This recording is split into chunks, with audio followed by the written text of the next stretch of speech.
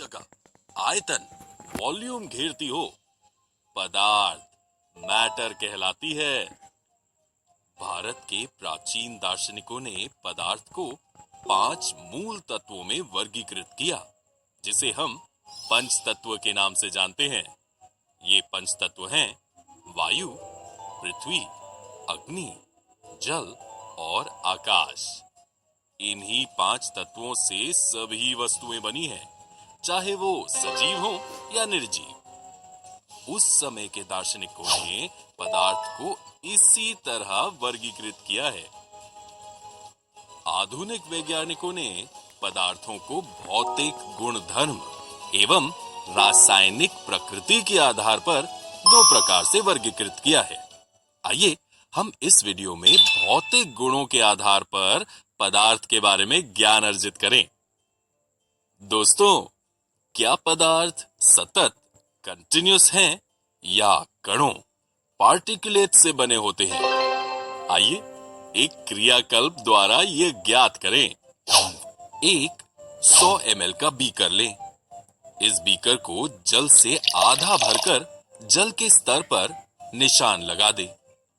अब इसमें 1 चम्मच शर्करा कांच की छड़ की मदद से जल में घोल दें। आपको क्या नजर आ रहा है? क्या जल के स्तर में कोई बदलाव आया है? नहीं। ऐसा कैसे हुआ? जल में घुली शर्करा का क्या हुआ? जब हम जल में शर्करा घोलते हैं तो शर्करा के कणों के बीच के रिक्त स्थानों में समावेशित हो जाते हैं। इस क्रियाकल्प से हम ये निष्कर्ष निकाल सकते हैं कि पदार्थ कणों से बने होते हैं। हम ये तो जान गए कि पदार्थ कणों से बने हैं, लेकिन ये कण कितने छोटे होते हैं? आइए एक क्रियाकल्प द्वारा ये ज्ञात करने का प्रयास करें। स्याही की 5 बूंदों को 100 ml पानी में घोल लें। इस घोल में से लगभग 10 ml घोल निकालकर उसे 90 ml जल में मिला दें। इसी प्रकार इस घोल को 5 से 8 बार तक तनुकृत करते रहें।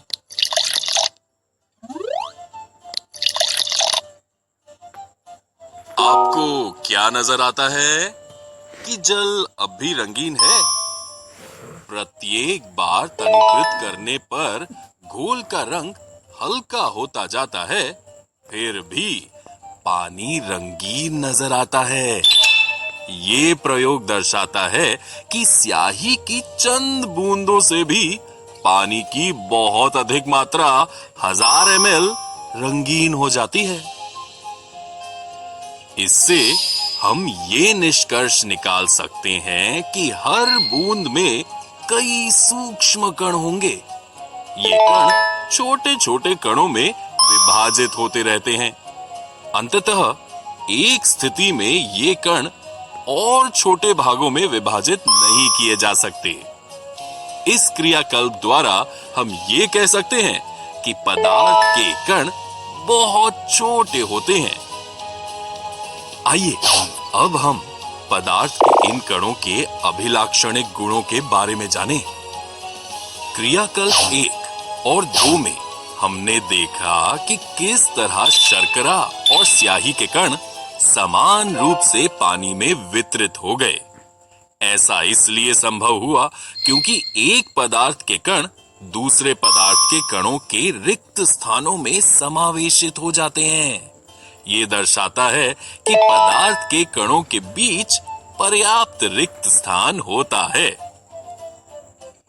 दोस्तों, क्या किसी भी पदार्थ के कण स्थिर होते हैं या निरंतर गतिशील होते हैं? जल से भरा एक बीकर लें। इस बीकर में 2 चम्मच चाय पत्ती डालें और इसे एक ओर रख दें। कुछ घंटों के पश्चात आप क्या देखते हैं? हम देख सकते हैं कि कुछ समय के पश्चात जल का रंग बदल रहा है। अब इस बीकर को यदि गर्म करें तो आप क्या देखते हैं? आप देख सकते हैं कि बीकर को गर्म करने पर चाय का रंग पानी में अधिक तेजी से घुल जाता है। इस क्रियाकल्प से हम ये निष्कर्ष निकाल सकते हैं कि पदार्थ के कण अपने आप ही एक दूसरे के साथ अंतः मिश्रित हो जाते हैं। ऐसा कणों के रिक्त स्थानों में समावेश के कारण होता है। दूसरे शब्दों में हम कह सकते हैं कि पदार्थ के कण निरंतर गतिशील होते हैं, अर्थात उनमें गतिज ऊर्जा होती है और ये ऊर्जा तापमान बढ़ने पर बढ़ जाती है। दो विभिन्न पदार्थों के कणों का स्वतः मिलना ही विसरण, डिफ्यूजन कहलाता है।